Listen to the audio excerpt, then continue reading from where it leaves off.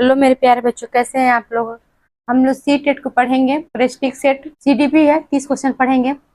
Daily मैं नहीं दे रही हूँ इस वक्त, क्योंकि जब पेपर आएगा पास में फॉर्म मिलेगा तो मैं डेली दूंगी, क्योंकि इसमें मैं नोट्स हाथ से जो नोट्स बनाई हूँ उसको मैं वीडियो दे रही हूँ। आप लोग जरूर देखिए, क्योंकि सिलेबस के अनुसार देखना बहुत जरूरी है। अगर हाथ से बनाए नोट्स पढ़ लेंगे तो दिमाग से भूलता नहीं है, क्योंकि कितना भी घुमा दे पेपर, क्योंकि सी टेट घुमा के ही पेपर पूछता है। ज्यादातर क्वेश्चन तो वही रहता है, बस घुमाता थोड़ा बहुत है। तो इसीलिए कह रही हूँ, पहले आप लोग नोट्स हाथ से बनाया हो पढ़ लीजिए, चाहे हाथ से सिलेबस के अनुसार देख लीजिए।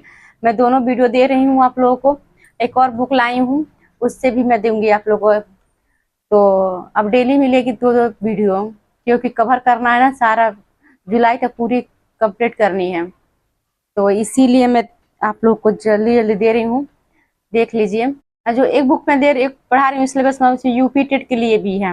देखिए आगे, एक शिक्षिका विद्यार्थियों से उनकी स्वयं की चिंतन प्रतिक्रियाओं के बारे में सोचने के लिए कह रही है। वह विद्यार्थियों के बीच किस तरह के कौशल विकसित करने पर ध्यान केंद्रित कर रही है।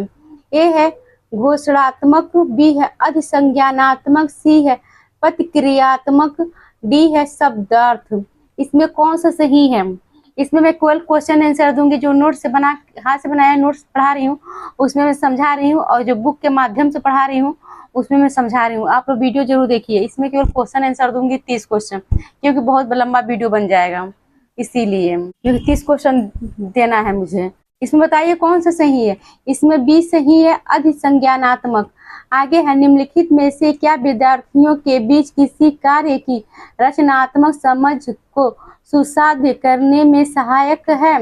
ए है प्रतियोगिता, बी है चर्चा और संवाद, सी है वेदन और अभ्यास, डी है दंड। इस दंड तो सबसे गलत माना जाता है। आप लोग बताइए इसमें कौन सा सही है। इसमें बी सही है, चर्चा और संवाद, क्योंकि चर्चा और संवाद जहां भी आ जाए, अन्वेषण खोज ये सब सक्रिय रहती है, सक्रिय भी आ जाए वो सही माना जाता है सी टेट के लिए। तीसरा क्वेश्चन, प्रभावी अधिगम हेतु एक शिक्षिका को विद्यार्थी में डैश है को सक्रिय करना चाहिए। एक है, ए है क्षमता को अस्थायी मानने की धारणा, बी है क्षमता के वृद्धिशील होने की क्षमता, सी है प्रतिस्पर्धा की भावना, डी है हीनता की भावना। कौन सा है? हीनता जो भी गलत है। इसमें बी सही है, क्षमता के वृद्धिशील होने की धारणा। आगे चौथा है, निम्नलिखित में से कौन सा ब्राह अभिप्रेरणा का उदाहरण नहीं है। ये इसमें नहीं देखना है आप लोगों को, क्योंकि नहीं पूछा है। तो ये है दंड से बचने के लिए गृह कार्य करना, बी है ज्ञान प्राप्त करने के लिए वाद विवाद समूह में शामिल होना, सी है प्रतियोगिता जीतने के लिए शतरंज सीखना, डी है साथियों को प्रभावित करने के लिए नृत्य में भाग लेना। कौन सा सही है इसमें? चौथा में भी सही है, ज्ञान प्राप्त करने के लिए वाद विवाद समूह में शामिल करना, ये सबसे उत्तम माना जाता है वाद विवाद। आगे है पांचवा क्वेश्चन, डैश है के इस्तेमाल से विद्यार्थियों की उपलब्धि में डैश फिर से आ गया होने की संभावना है। ए है प्रासंगिक पाठ्यक्रम कमी, बी है विद्यार्थी केंद्रित शिक्षा शास्त्र कमी, सी है सामाजिक सहयोग वृद्धि, डी है सामाजिक बहिष्कार सुधार। कौन सा सही है इसमें? पांचवा में सी सही है, सामाजिक सहयोग वृद्धि। आगे है छठवां में, देखिए अक्षरों की एक लंबी श्रृंखला को यादगार और सार्थक भागों में समूहित करके याद करने की रणनीति क्या कहलाती है। ए है समावेशन, बी है खंडीकरण, सी है अनुबंधन, डी है अभिसंज्ञान। इसमें कौन सा सही है? याद करके रणनीति क्या कहलाती है, इसमें ये कह रहा है श्रृंखला कहा है। श्रृंखला मतलब होता है छोटा छोटा, मतलब लंबा लंबा श्रृंखला। तो उसमें क्या है? खंडीकरण है। श्रृंखला जहाँ हो जाए खंडीकरण मारिएगा आप लोग। इसमें बी सही है। आगे है लड़कियों को गुलाबी कपड़ों और गुड़ियों से जोड़ा जाता है और लड़कों को नीले कपड़ों एवं कारों से जोड़ा जाता है। यह किस को दर्शाता है? ये तो आप लोग जानते ही हैं। ये है जेंडर निरंतरता, बी है जेंडर शक्तिकरण, सी है जेंडर विविधता, जेंडर रूढ़िवादिता। इसमें कौन सा सही है? इसमें डी सही है, जेंडर रूढ़िवादिता। आगे है, एक शिक्षक को ऐसी गतिविधियों की रूपरेखा तैयार करनी चाहिए जो डैश है को बढ़ावा देती। ए है निराशा, बी है अभिसारी उत्तर, सी है अपसारी सोच, डी है मात्र रटना। इसमें क्या सही है? अपसारी सोच सही है, निराशा भी और निष्क्रिय माना तो गलत है, अभिसारी भी कई जगह गलत मानी जाती है, और रटना ये बिल्कुल गलत है। निराशा रटना अपसारी गलत है, अपसारी सही है सी, क्योंकि खुले विचार सबसे अच्छा लगता है। एक से अनेक, अपसारी मतलब समझिएगा एक से अनेक, ये सही है, अनेक बहुआयामी जैसे कहा जाता है ना वही। आगे है, समकालीन सिद्धांतकारों के अनुसार सीखना प्राथमिक रूप से एक डैश गतिविधि है। डैश दिया है तो हम डैश आगे बोल दिए वैसे। ए है यांत्रिक, बी है व्यवहारवादी, सी है निष्क्रिय, डी है सामाजिक। इसमें कौन सा सही है? इसमें डी सही है, सामाजिक। 10 है, ये कथन कारक है, कथन कारक हमेशा जोड़ा जाता है, उसके बाद सही का और गलत का टिक मारा जाता है। कथन है, शिक्षा असफल हो जाती है जबकि बच्चों से यह अपेक्षा की जाती है कि वे प्राप्त ज्ञान को ज्यों का त्यों पुनः उत्पादित करें। कारण है ए आर, जानकारी का पुनः उत्पादन बच्चों के सीखने का अर्थपूर्ण द्योतक है। इसमें कौन सा सही है ये देखिएगा। आगे है, ए और आर दोनों सही है और आर सही व्याख्या करता है ए की। बी है, ए आर दोनों सही लेकिन आर सही व्याख्या नहीं करता ए की। सी है, ए सही लेकिन आर गलत है। डी है, दोनों गलत है। इसमें कौन सा सही है? 10 में, 10 में सी सही है, ए सही है लेकिन आर गलत है। 11वां है, प्रभावी अधिगम के लिए शिक्षार्थी की भागीदारी की आवश्यकता होती है। ए है सक्रिय, बी है विनम्र, सी है आंशिक, डी है निष्क्रिय। इसमें कौन सा सही है? इसमें ए सही है, सक्रिय। सक्रिय में पहले ही बोली हूँ आप लोगों को। अब 12वां, अधिसंज्ञानात्मक कौशल। ए है चिंतन और अधिगम को नियमित करते हैं। बी है संज्ञान और समस्या समाधान को प्रभावित नहीं करते। सी है केवल विषय वस्तु के रटने पर निर्भर है। सी है विद्यार्थियों में संज्ञानात्मक विकास की देरी को दर्शाते हैं। इसमें कौन सा सही है? 12 में अधिसंज्ञानात्मक कौशल पूछा है, जैसे चिंतन और अधिसंज्ञान को नियमित करते हैं, ये तो बिल्कुल सही है, बाकी सब गलत है। नहीं दिया है, रटना दिया है और देरी दिया है, तीनों गलत है। यहाँ पे नहीं, रटना, देरी एक गलत है। आगे है, एक रचनावादी कक्षा में अध्यापक और छात्रों की क्या भूमिका होती है? ए है कक्षा में शिक्षक एवं विद्यार्थी दोनों निष्क्रिय होते हैं। बी है छात्र क्रियाशील हैं परंतु अध्यापक निष्क्रिय है। मेरे प्यारे बच्चों, आप लोग से बता दूं, निष्क्रिय कहीं पे आ जाए न रटना, ये दिमाग में आप लोग बैठा लीजिएगा, गलत ही रहता है, कहीं सही नहीं। जब नहीं दिया रहता है तो सही मारिएगा मेरे प्यारे बच्चों, नहीं तो क्वेश्चन हड़बड़ में जाके नहीं जहाँ रहे वहाँ पे टिक मार लीजिएगा। आप लोग निष्क्रिय जैसे है यहाँ पे ऐसे लाइन खींच दीजिएगा पेपर में, क्योंकि दिमाग में चढ़ जाएगा। जहाँ जहाँ निष्क्रिय, जहाँ वो गलत बात वहाँ ले लेना चाहिए, टिक मार देना चाहिए, क्योंकि जब क्वेश्चन जब गोला पार रहता है ना तो उसमें दिमाग में उतर जाता है, क्योंकि वो रहता है तो उसमें लोग कहते हैं ना कि हम मारना चाहिए, इसमें टिक मार दिए, इसमें टिक, ये गलत हो जाती है। इसलिए मैं कह रही हूँ कि गोला पारने में क्या होता है मैं बता दे रही हूँ आप लोग को, क्योंकि इसमें टिक आप लोग सही मार दिए पुस्तक में, और जब गोला आता है मार्कशीट भरने के लिए तो उसमें क्या करते हैं, इसमें जल्दी जल्दी जल्दी लास्ट समय तो सीटेट बहुत बड़ा क्वेश्चन देता है। ये तो आप लोग को भी पता है, जो पहली बार दे रहे हैं उन लोग को भी मालूम कर ले पहले से, सीटेट बहुत घुमाता है, बहुत बड़ा बड़ा क्वेश्चन देता है, समय बहुत कम लगती है।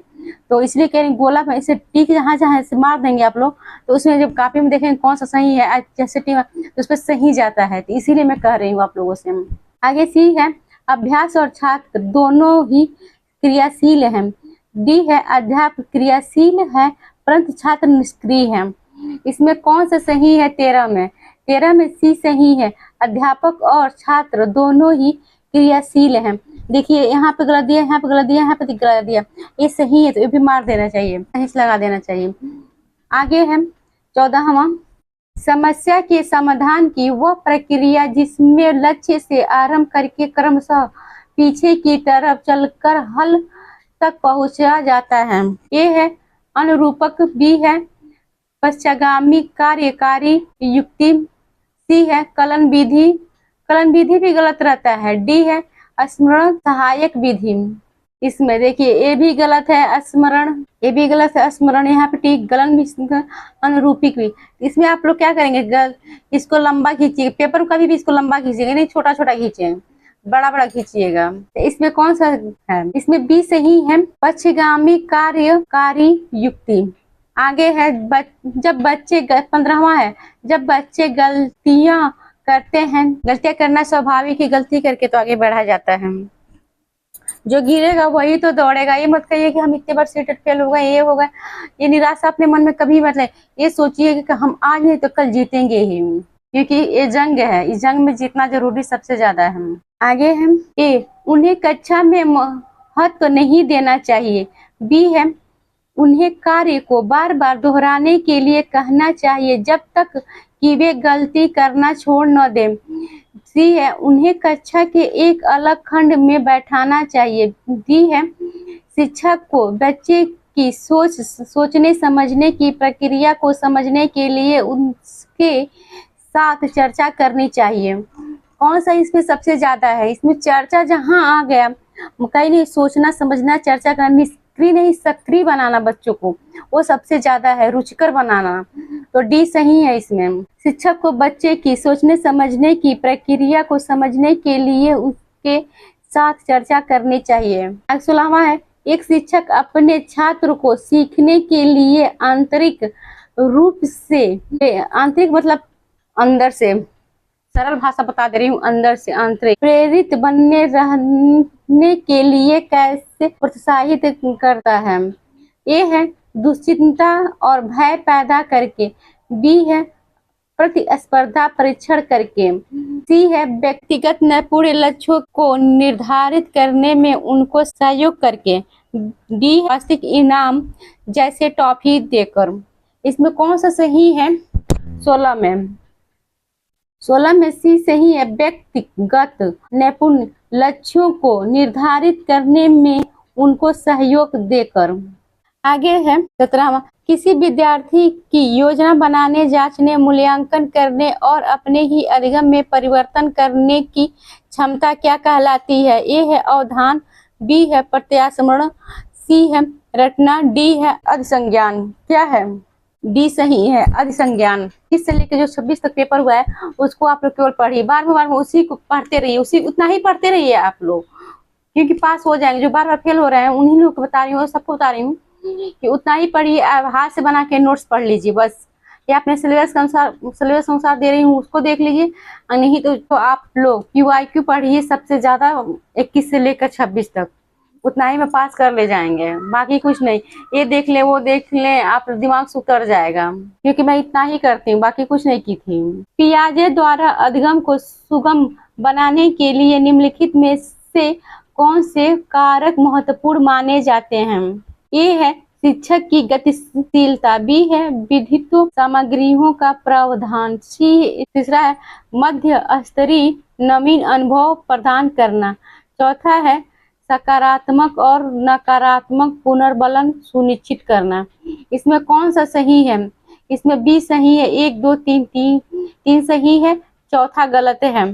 ए है शिक्षक की गतिशीलता, बी है विधित सामग्रियों का प्रावधान, सी है मध्य स्तरीय नवीन अनुभव प्रदान करना। आगे 19वां है क्रिकेट पर वार्तालाप के दौरान एक अध्यापक अधिकांशतः लड़कों से सवाल पूछ रहा है और लड़कियों से नहीं। अध्यापक की यह क्रिया किसका उदाहरण है। ऐसा कभी भी नहीं करना चाहिए, सबको समान लेकर चलना चाहिए। जो कहा जाता है कि गणित में लड़कियां कमजोर होती हैं, लड़के तेज होते हैं, गलत है। आगे है जेंडर सततता, बी है जेंडर पक्षपात, सी है जेंडर प्रासंगिकता संबंधता, डी है जेंडर धमकी। कौन सा सही है, इसमें बी सही है जेंडर पक्षपात। ये तो कभी भी सी स्टेट भूलेगा ही नहीं, आंतरिक और इस पे जेंडर पे कभी भी नहीं भूलेगा, क्वेश्चन जरूर देता है। 20वां है बाल केंद्रित कक्षा में एक अध्यापिका किसको महत्व देती है। ये है निरंतर वस्तुनिष्ठ रूपी परीक्षाओं को। बी है ज्ञान की सक्रिय संरचना प्रक्रिया को। सी है किसी भी तरह से पाठ्यक्रम के समापन को। डी है दंड आधारित कठोर अनुशासन पद्धतियों को। इसमें कौन सा सही है? 20 में बी सही है, ज्ञान की सक्रिय संरचना प्रक्रिया को। किस स्तर पे बच्चों में अपने आसपास की दुनिया के बारे में एक जीववादी दृष्टिकोण होता है और वे मानते हैं कि पेड़ पौधे और चलते हुए बादलों और लुढ़कते पत्थरों की मंशाएं और इरादे हो सकते हैं। ए है संवेदी चालक अवस्था। बी है पूर्व सक्रियात्मक अवस्था। सी है मूर्त सक्रियात्मक अवस्था। डी है अमूर्त सक्रियात्मक अवस्था। इसमें कौन सा सही है? इसमें बी सही है, पूर्व सक्रियात्मक अवस्था। इसमें बी सही है, पूर्व सक्रियात्मक अवस्था। आगे है राष्ट्रीय शिक्षा नीति 2020 किस पर बल देती है? ये है लचीला बहुस्तरीय गति आधारित अधिगम। बी है बच्चे के केवल संज्ञानात्मक विकास से संबंधित पहलू। सी है राष्ट्रीय पाठ्यचर्या के मानकीकरण पर। सी डी है बच्चों के स्मरण कौशल के मापन पर। इसमें ए सही है क्योंकि 2020 का रहा ना लचीला, कहीं पर लचीला बहुस्तरीय गति आधारित अधिगम। इसमें 3 अंक सही है। लचीला आ गया, बहुस्तरीय आ गया, गति आधारित आ गया, तीनों मतलब लाइन सही है अधिगम। ये सही है। आगे निम्नलिखित में से कौन सी विशेषता हार्वर्ड गार्डनर द्वारा प्रतिपादित एवं अंतर व्यक्तिगत बुद्धि का आलेख करती है? ए है मौखिक एवं लिखित भाषा के प्रति संवेदनशीलता। बी है ध्वनि एवं ताल के प्रति संवेदनशीलता। सी है दूसरों के विचारों एवं इच्छाओं को समझने की क्षमता। डी है खुद को समझने की क्षमता। इसमें कौन सा सही है? इसमें सी सही है। सी टेट में भी देखा जाता है जो क्वेश्चन छोटा, 3 क्वेश्चन छोटा छोटा है, चौथा एक क्वेश्चन बड़ा है, या 3 क्वेश्चन बड़ा है, एक क्वेश्चन छोटा है, तो न समझ में आए तो उसको वहां पे टिक दे देना चाहिए, वो सही मान लेना चाहिए। जैसे इसमें दिया है, ये नहीं कि पूरा देखते रहिए, मतलब जो आए उसको में तो जब ना समझ में आए क्वेश्चन वहां पे काम करता है। ठीक, तो देखिए सी बड़ा है, इसमें सब छोटे छोटे हैं। सी बड़ा, सी टेट कुछ ट्रिक से ही माध्यम से कुछ नंबर पास कर ले जाएंगे, आप लोग पालेंगे। दूसरों के विचारों एवं इच्छाओं को समझने की क्षमता। आगे है वाइगोस्की के रचनावाद में किसकी भूमिका अहम है? वाइगोस्की तो आप लोग जानते हैं, बहुत सरल मनोवैज्ञानिक है, उनके फिलिप। ए है भाषा। बी है परिकल्पना। सी है स्कीमा का विकास। डी है इनाम एवं सजा। इसमें कौन सा सही है? 24 में कौन सा सही है? इसमें भाषा सही है, सहयोग आ जाए, सामाजिक आ जाए, वाइगोस्की का ही है भाषा। आगे है 25वां, बच्चों के सीखने का आकलन करने के लिए एक शिक्षिका को किन तरीकों को इस्तेमाल करना चाहिए? एक है कक्षा में की गई अंतःक्रिया। दूसरा है परियोजना। तीसरा है पोर्टफोलियो। चौथा है आत्म आकलन। इसमें कौन सा सही है? इसमें सी सही है। 1, 2, 3, 4 ये सब सही है। कक्षा में की गई अंतःक्रिया, परियोजना, पोर्टफोलियो और आत्म आकलन। आगे है राष्ट्रीय शिक्षा नीति 2020 के अनुसार मूल्यांकन का उद्देश्य किसकी जानकारी देता है? ये विद्यार्थी को कक्षा में एवं कक्षा के बाहर कैसे सहायता दी जा सकती है? बी है विद्यार्थी का उसके सहपाठियों की तुलना में प्रदर्शन। सी है विद्यार्थी के सीखने में कमियां एवं अभाव ताकि उसकी असफलता की पुष्टि पहचान की जा सके। डी है विद्यार्थी की रटने की क्षमता की जानकारी। इसमें कौन सा सही है? 26 में कमेंट करके बताइए मेरे प्यारे बच्चों। इसमें ए सही है, विद्यार्थी को कक्षा में एवं कक्षा के बाहर कैसे सहायता दी जा सकती है।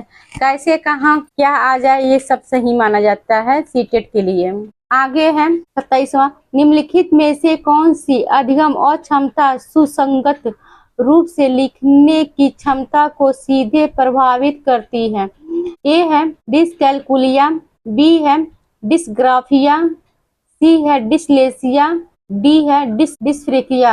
इसमें कौन सा सही है? अक्षमता पूछा है सुसाध्य लिखने की क्षमता पूछा है, देखिएगा आप लोग कमेंट करके बताइए। पहले लिखना किससे होता है? डिस्ग्राफिया से होता है, डिस्ग्राफिया इसमें सही है। आगे है 28, निम्नलिखित में से कौन सा अभ्यास श्रवण विद्यार्थियों के सफल समावेशन में बाधा उत्पन्न करेगा? इसमें बाधा देखा जाएगा, बाधा देखिएगा आप लोग। ए है विद्यार्थियों को अपने आप से बात करके सोचने दें। बी है विद्यार्थियों को मौखिक परीक्षा के बजाय लिखित परीक्षा दें। सी है बाद में उपयोग करने के लिए टेप पर तथ्य कार्य के निर्देश रखें। डी है तथ्य कार्यों के लिए मौखिक निर्देश दें। इसमें कौन सा सही है? 28 में 28 में बी सही है, विद्यार्थियों को मौखिक परीक्षा के बजाय लिखित परीक्षा दें। 29वां है, लाइक सब्सक्राइब कर दीजिएगा। आप लोग को लाइक सब्सक्राइब से मेरा मनोबल बढ़ता है। मेरे प्यारे बच्चों प्लीज कर दीजिएगा। 29वां बच्चों के संदर्भ में विकास के अंतर्गत आते हैं।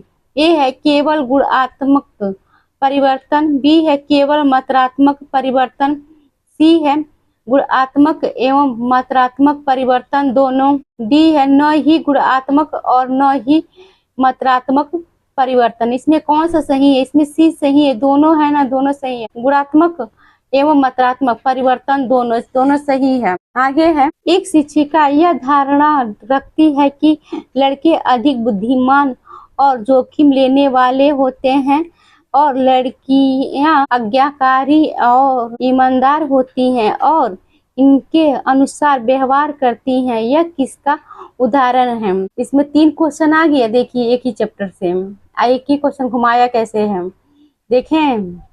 जेंडर पक्षपात पर 3 क्वेश्चन में आया है। ए है जेंडर पक्षपात, 2 है जेंडर स्थिरता, सी है जेंडर समानता, डी है जेंडर समानता। एक ही क्वेश्चन है, घुमाया कैसे? क्वेश्चन वही है, बस घुमाया, शब्द का अंतर दिया है थोड़ा बहुत।